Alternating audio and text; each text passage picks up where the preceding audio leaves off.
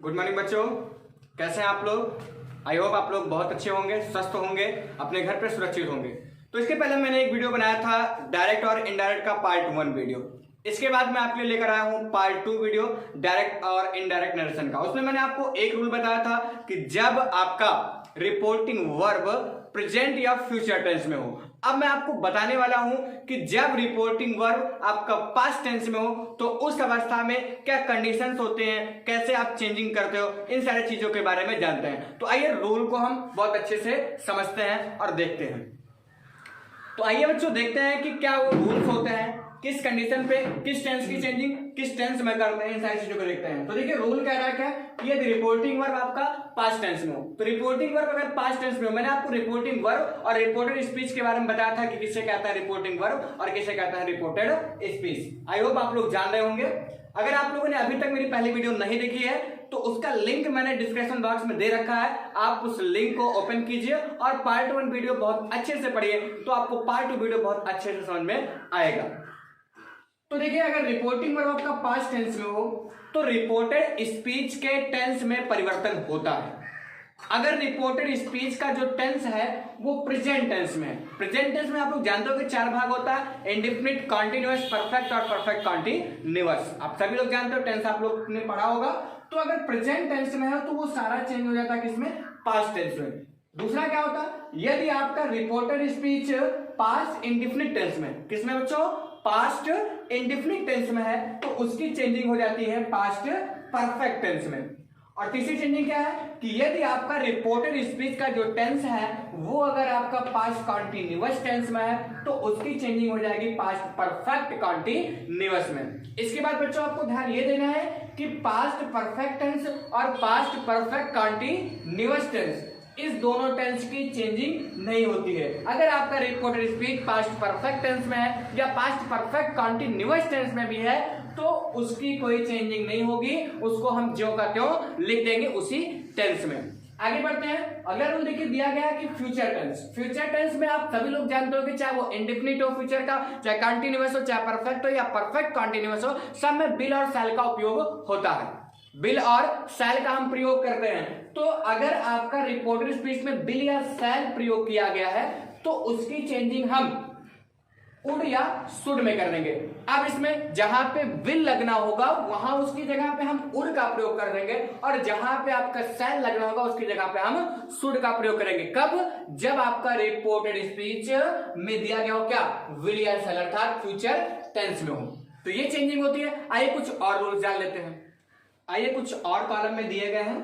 जैसे अगर मान लीजिए रिपोर्टेड स्पीच आपका उसमें प्रयोग किया गया क्या, use of is am are, तो इसको हम कन्वर्ट किस में कर देंगे, यूज ऑफ वाज वर्ब में। अगर आपका दिया गया यूज ऑफ में तो उसको हम चेंज कर देंगे यूज ऑफ माइट में। और कैन की चेंजिंग कर देते हैं कुड में। और ध्यान दें इसके अतिरिक्त जितने भी मॉडल वर्ब्स आते हैं, आपको पता होगा मॉडल वर्ब्स के अंदर क्या क्या आते हैं। देखिए मैंने लिख दिया यहाँ पे क्या, must, should, would, could, ought to, need not, ये सब जितने भी मॉडल वर्ब्स आते हैं इनकी चेंजिंग नहीं होती है, चाहे वो टेंस आपका रिपोर्टिंग वर्ब का चाहे पास्ट टेंस में हो या प्रेजेंट में हो या फ्यूचर में हो। तो याद रखिएगा इस चीज को कि अगर मॉडल ऑक्सिलरी वर्ब दिया गया है तो उसकी चेंजिंग हम नहीं करेंगे। किसको छोड़ करके, केवल मे और कैन को छोड़ करके और विल और शैल को छोड़ करके। इन चारों वर्ब को आप याद रखिए, क्या क्या, विल, शैल, मे और कैन। मे की चेंजिंग माइट में, कैन की चेंजिंग कुड में और विल की चेंजिंग उड में, शैल की चेंजिंग शुड में। इसके अतिरिक्त जितने भी मॉडल वर्ब्स होते हैं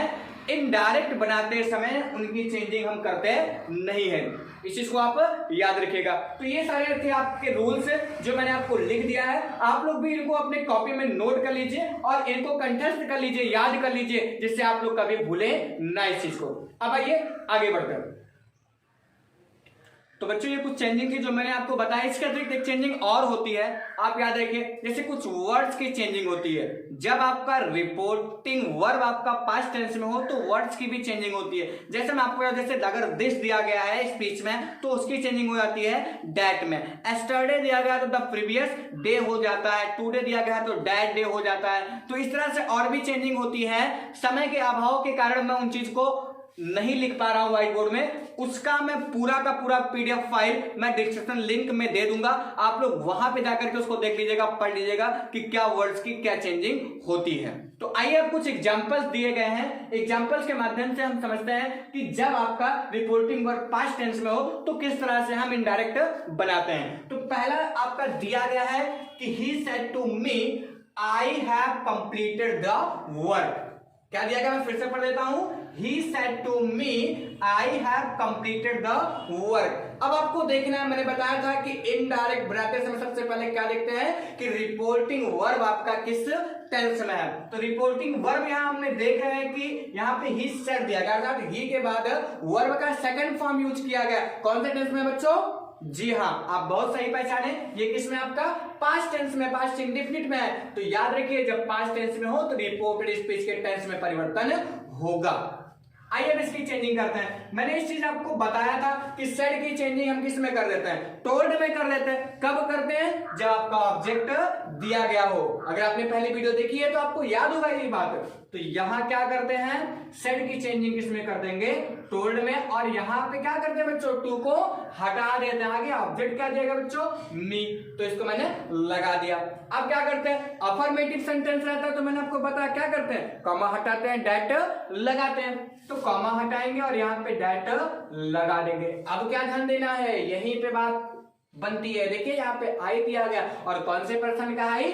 फर्स्ट पर्सन का है। और फर्स्ट पर्सन का है, चेंजिंग किसके अनुसार होगी बच्चों? आप बताएंगे किसके अनुसार होगी? जी हाँ, किसके अनुसार होगी? सब्जेक्ट के अनुसार होगी। सब्जेक्ट कौन है? ही है। तो यहाँ पे आई की जगह हम क्या लिख देंगे? ही। अब सिंपल है, सब लोग जानते हैं भाई कि आई के साथ हैव लगता है तो ही के साथ क्या लगाएंगे? हैज। जी नहीं, यहाँ पे चेंजिंग करना है आपको टेंस की। क्या करना है यहाँ पे? आई हैव कंप्लीटेड द वर्क। कौन से टेंस में है? दिमाग दौड़ाओ, इस सेंटेंस को ध्यान से देखो।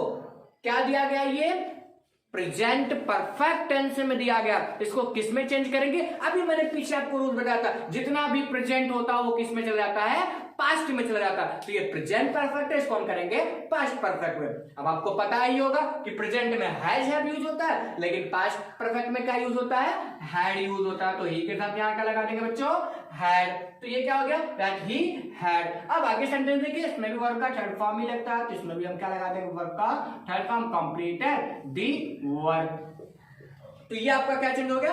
इनडायरेक्ट में क्या बना बच्चों? He told me that he had completed the work. कैसे बना? एक बार मैं फिर से आपको बता देता हूं। क्या करते हैं? रिपोर्टिंग वर्ब के सब्जेक्ट को हम हूबहू लिख देते हैं, जो भी दिया रहेगा। तो यहाँ ही दिया गया था, हमने क्या लिख दिया? ही लिख दिया। अब यहाँ पे सेड की चेंजिंग हो जाती है किसमें? जब अफर्मेटिव सेंटेंस होता है आपका रिपोर्टेड स्पीच, तो यहाँ पे सेड की चेंजिंग हो जाती है किसमें? टोल्ड में हो जाती है। लेकिन वो कब होगा? वो क्या दशा होती है? जब आपका ऑब्जेक्ट रिपोर्टिंग वर्ब में दिया गया होता है। यहाँ हम देख पा रहे हैं कि यहाँ पे ऑब्जेक्ट मी दिया गया, इसलिए यहाँ पे सेड की चेंजिंग किसमें कर दिया आपने?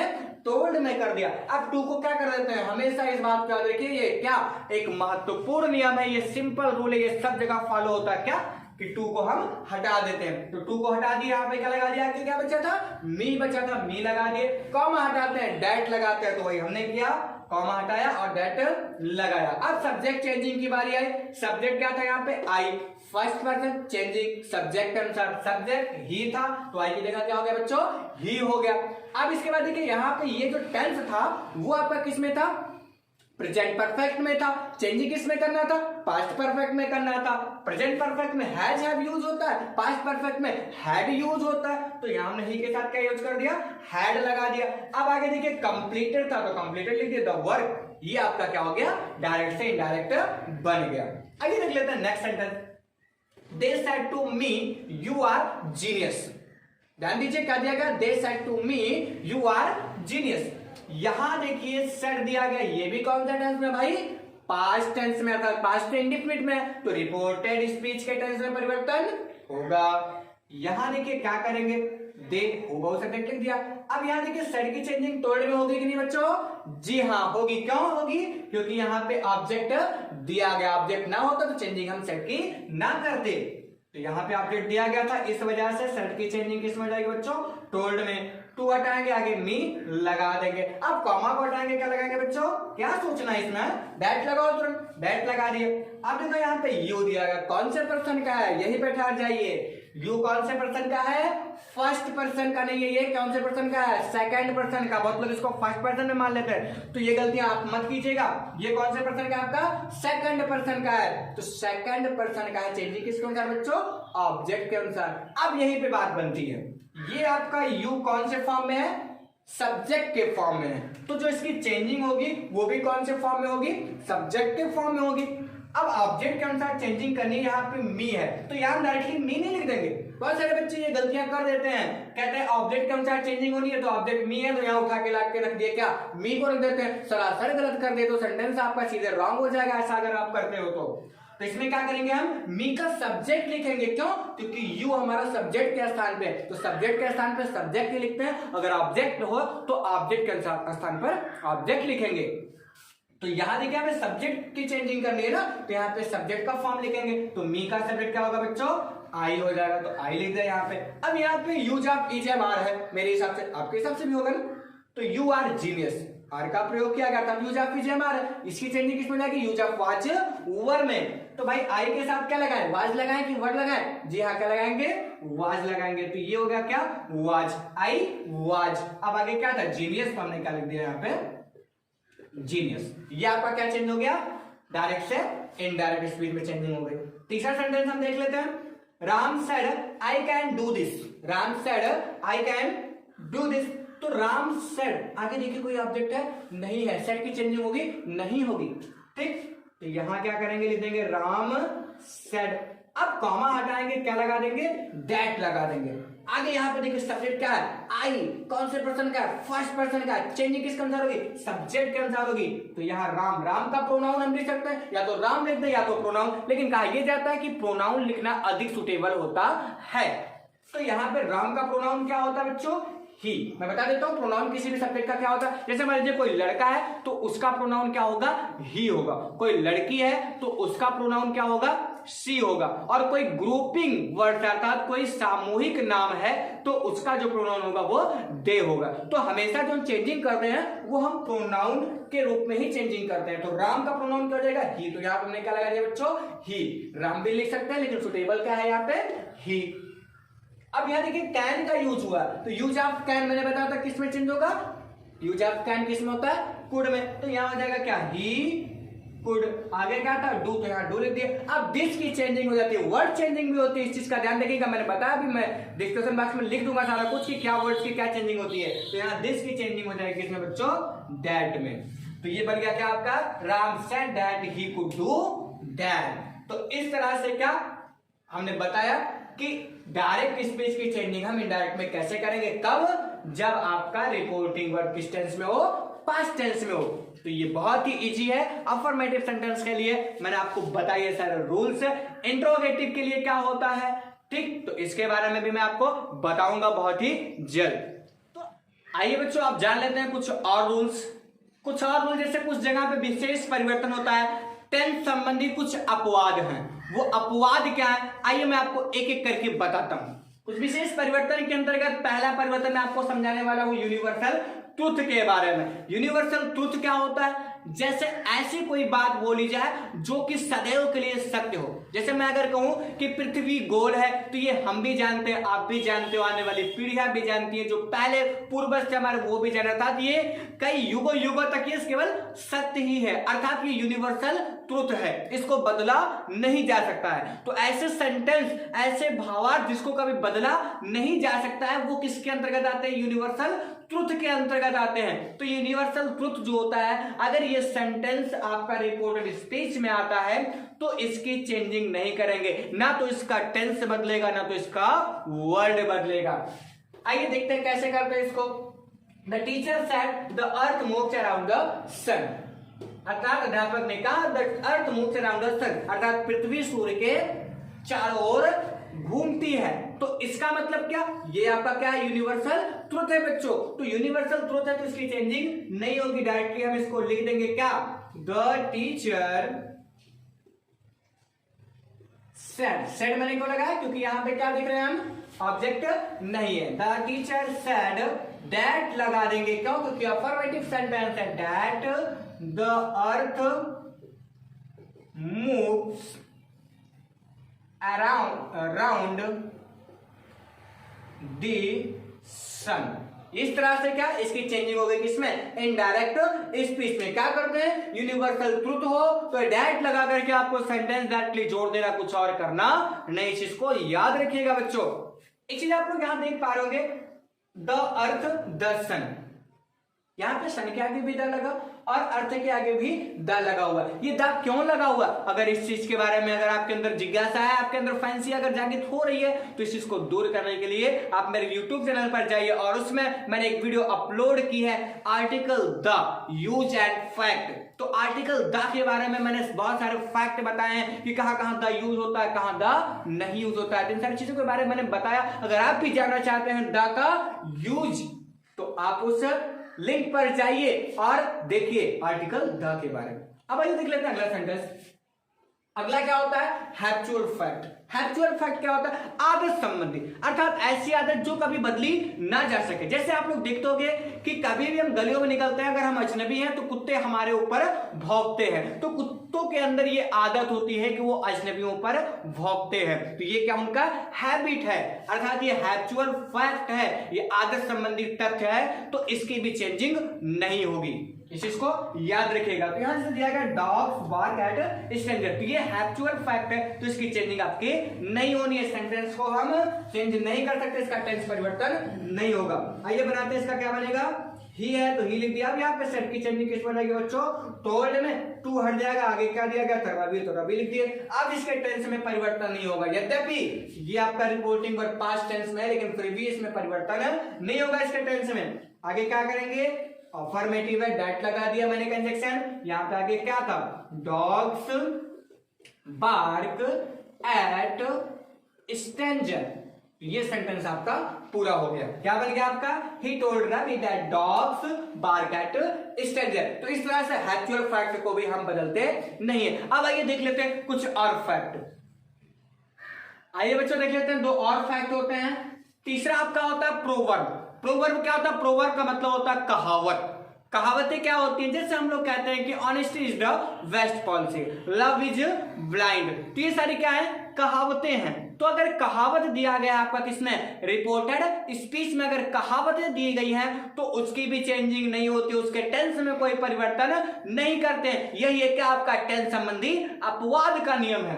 तो यहाँ पे यद्यपि जो टेंस है वो आपका इज दिया गया है, तो इसकी चेंजिंग हमें वाज में नहीं कर रही है। क्यों नहीं कर रही है, क्योंकि आपका क्या है, ये आपका प्रोवर्ब है, तो प्रोवर्ब रहेगा तो चेंजिंग नहीं होगी। आइए देखिए प्रोवर्ब्स को कैसे हम बनाते हैं। जैसे यहां दिया गया, he said honesty is the best policy, तो हमको क्या करना है, दैट लगाकर सेंटेंस को हो जोड़ देना है। तो ही सेड, सेड की चेंजिंग क्यों नहीं हुई, ऑब्जेक्ट नहीं दिया गया, तो ही सेड लिख दिए, आगे क्या दैट लगा दिया, honesty is the best policy, इसको पूरा पूरा लिख देना, ना तो कोई वर्ड चेंज करना, ना तो इसका टेंस चेंज करना है।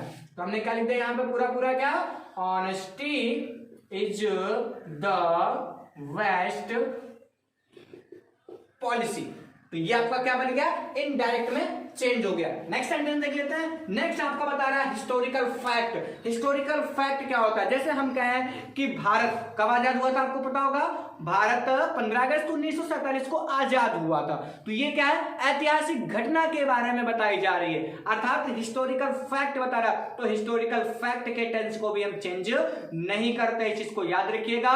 क्या चीज बताया मैंने, 4 चीजें आपको बताई थी, अभी पहले इसको कर लेते हैं। जैसे दिया गया, the teacher said Samudragupta is called the Napoleon of India, अर्थात अध्यापक ने बताया कि समुद्रगुप्त को भारत का नेपोलियन कहा जाता था। ये क्या आपका इतिहास की बात है, अर्थात ये हिस्टोरिकल फैक्ट है। तो हिस्टोरिकल फैक्ट होता है तो उसकी भी हम चेंजिंग नहीं करेंगे, ना तो टेंस बदलेगा, ना तो कोई वर्ड बदलेगा। आइए इसको बनाते हैं, क्या करेंगे, द टीचर, क्या लिखेंगे, the teacher said, affirmative sentence, that लगा देते हैं। आगे क्या, समुद्रगुप्त, तो हमने क्या लिख दिया यहाँ पे, समुद्रगुप्त इज कॉल्ड। अब कुछ बच्चे क्या गलतियां इसमें कर देते होंगे कि यहाँ इज था तो यहाँ पे वाज लगा देते, लेकिन आपको ऐसा कुछ करना नहीं, ये इतिहास की बात है, हिस्टोरिकल फैक्ट है, इसकी चेंजिंग हम नहीं करेंगे। तो Samudragupta is called the Napoleon of India, ये आपका सेंटेंस बन गया क्या, कि the teacher said that Samudragupta is called the Napoleon of India. इस तरह से मैंने आपको बताया कि 4 फैक्ट होते हैं। 4 फैक्ट क्या क्या होते हैं याद रखिएगा कि अगर आपका यूनिवर्सल ट्रूथ आता है या फिर आपका हिस्टोरिकल फैक्ट आता है या फिर आपका प्रोवर्ब आ जाए या आपका क्या आ जाए, अब इसके पहले मैंने बताया था हैप्चुअल फैक्ट। 4 चीजें क्या, फिर से मैं आपको बता देता हूं, universal truth, habitual fact, historical fact और प्रोवर्ब। ये अगर 4 चीजें आती हैं तो इनके टेंस में हम कोई परिवर्तन नहीं करेंगे। आई होप आप लोग समझदार होंगे, आप समझ जाएंगे कि कहां पे हिस्टोरिकल फैक्ट की बात हो रही है या कहां पे यूनिवर्सल ट्रुथ की बात हो रही है। तो अगर आप ये समझ गए तो आप फटाफट क्या करेंगे, केवल और केवल क्या करेंगे, टेंस में चेंजिंग नहीं करेंगे, रिपोर्टिंग वर्ब की जो चेंजिंग होगी उसको हम करके कंजक्शन लगा करके सेंटेंस को हूबहू जोड़ देंगे और हमारा क्या बन जाएगा, डायरेक्ट से इनडायरेक्ट स्पीच बन जाएगा। तो आई होप बच्चों आप लोग को समझ में आया होगा इन 4 चीजों के बारे में। तो इसी पर अफर्मेटिव अर्थात असर्टिव, जिसके अंतर्गत क्या क्या आता है, अफर्मेटिव और नेगेटिव। तो असर्टिव अगर आपका रिपोर्टेड स्पीच है तो उसके क्या रूल्स है, मैंने 2 वीडियो में अपलोड किया आपको, पार्ट 1 और पार्ट 2। तो पार्ट 1 और पार्ट 2 में आपको समझ में आया होगा कि अफर्मेटिव सेंटेंस रहेगा तो किस तरह से हम चेंजिंग करेंगे। अब नेक्स्ट वीडियो में आपके लिए लेकर आऊंगा किसके बारे में, इंट्रोगेटिव सेंटेंस यदि रहता है तब हम क्या करते हैं। तो आई होप आप लोग बहुत अच्छे से समझे होंगे इस चीज को, बहुत अच्छे से आप लोगों ने ध्यान दिया होगा, पढ़ा होगा। इसी के साथ वीडियो की एंडिंग होती है। आप लोग लास्ट तक वीडियो के साथ बने रहे, इसके लिए बहुत बहुत धन्यवाद आपको। और हाँ, एक चीज और कर लीजिएगा बच्चों, अगर अभी तक आपने मेरे चैनल को सब्सक्राइब नहीं किया है तो कृपया करके चैनल को सब्सक्राइब कर दीजिएगा और साथ ही साथ बेल आइकन को भी प्रेस कर दीजिएगा। इससे क्या होगा बच्चों, मेरी जो भी अपलोडिंग रहेगी उसका मैसेज आपके इनबॉक्स में, यूट्यूब इनबॉक्स में आपको मिलता रहेगा। एक काम और कर लीजिएगा बच्चों, खुद पढ़े हो तो दूसरों को भी पढ़ाइएगा, दूसरों को भी बताइएगा। इसके लिए क्या करना है आपको बच्चों, शेयर कीजिएगा, वीडियो को लाइक कीजिएगा। बहुत बहुत धन्यवाद वीडियो के अंत तक बने रहने के लिए। नमस्कार।